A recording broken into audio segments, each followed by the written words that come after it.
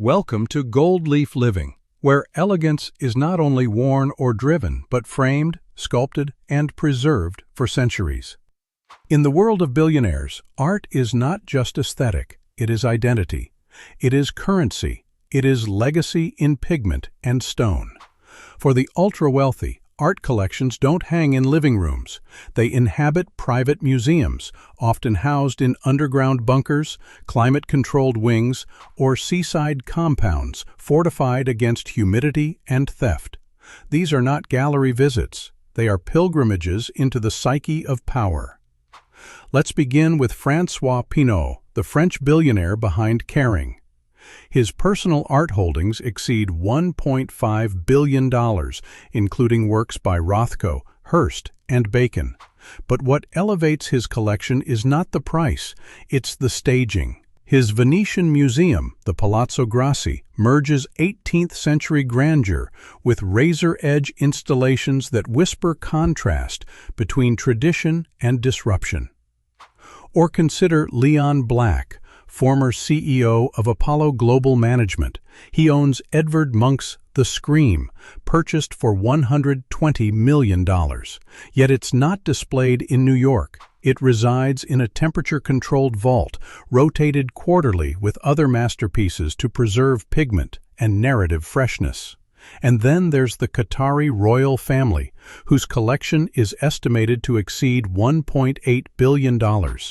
Their purchases have reshaped the global art market, from the record $250 million paid for Cézanne's The Card Players to quietly acquiring entire private collections of postmodern sculpture and Islamic calligraphy.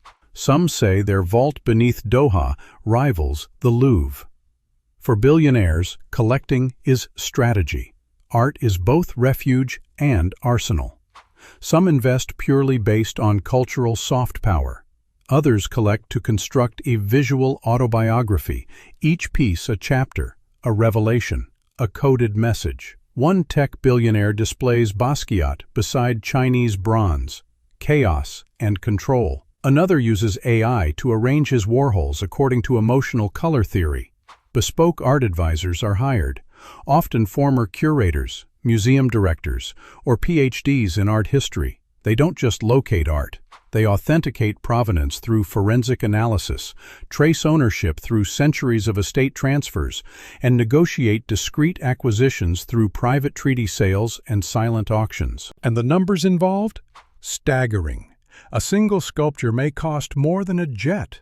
A lost Caravaggio, rediscovered and acquired in private, may require a multi-jurisdiction legal team to transfer ownership. Some billionaires are known to fly in legal counsel and art handlers via Gulfstream just to review a fresco in person before bidding. Let's begin with where this art lives.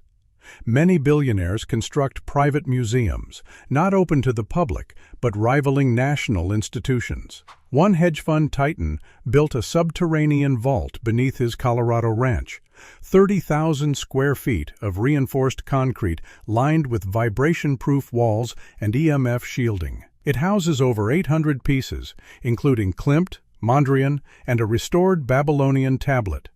Inside, light is engineered. Natural sunlight never touches the canvas. Instead, fiber optics replicate the spectrum needed to maintain pigment without degradation.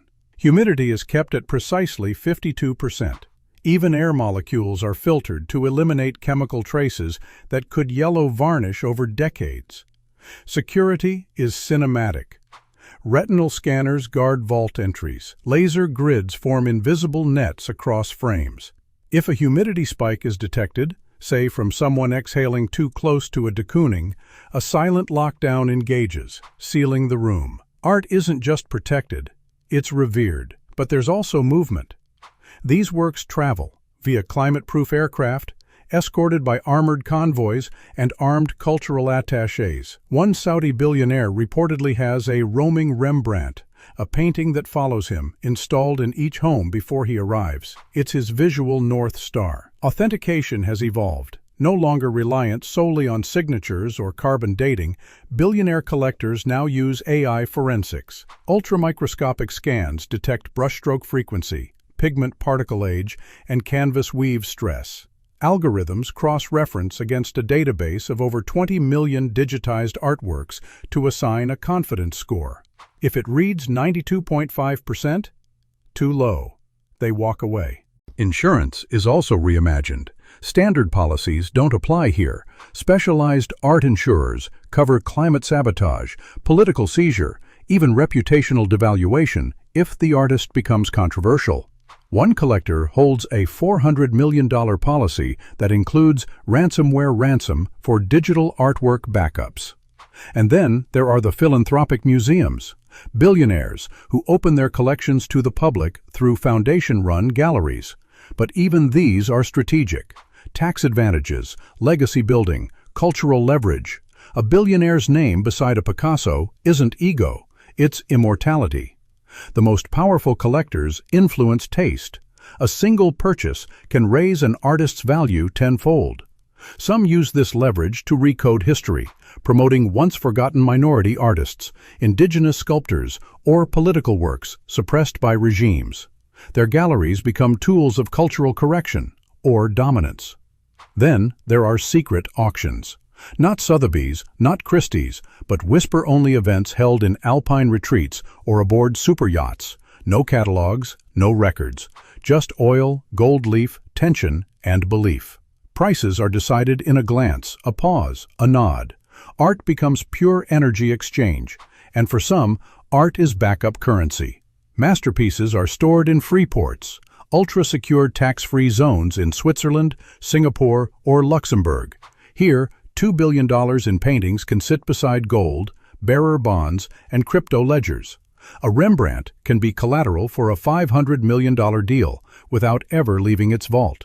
Yet despite all this, at the core of it all is emotion. One billionaire breaks into tears every time she sees her Kandinsky.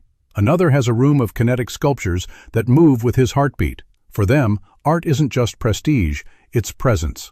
And while billionaires curate the present, some look far beyond, commissioning generational pieces not meant to be unveiled until decades after their death. One Middle Eastern magnate is said to be funding a 12-panel narrative fresco of his family's history, buried beneath a sealed chamber in Florence with solar-triggered light sequencing. Others engage artists in living contracts, deals where the artwork evolves with the collector's life.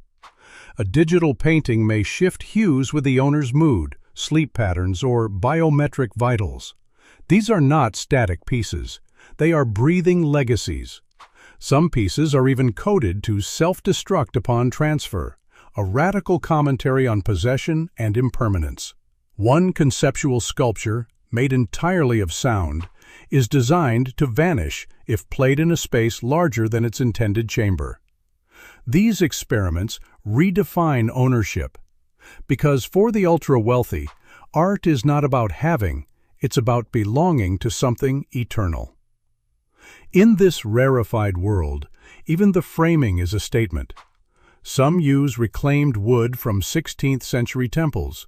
Others commission frames embedded with microchips that play ambient music in harmony with the artwork's tone.